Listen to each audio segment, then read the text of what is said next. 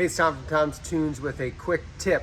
It's common to have to replace some of your cross members, especially on an old boat like this, if they're bent or anything else, or you just want to reinforce and go stronger.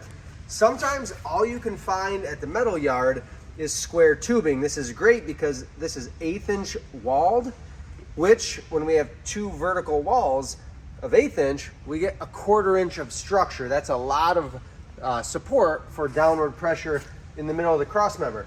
In order to secure this, what I've done is I've drilled a 5/16 hole. I'm going to use 5/16 hardware to hold this together to the bracket. Then I'm going to take a step bit. This is a big step bit. It goes all the way to 1 3/8 inches. And I'm going to go ahead and open my hole on top. My hole goes all the way through my tube into the bracket down here. So I'm going to open up the top hole. And I'm going to get it just big enough for my socket to fit down through so I can tighten. I'm then going to run my stainless hardware up through the bottom.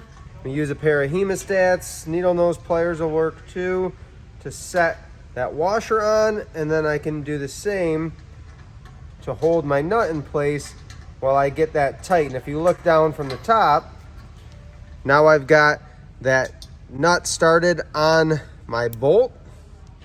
All I need to do is put my socket on there and a wrench from the bottom side.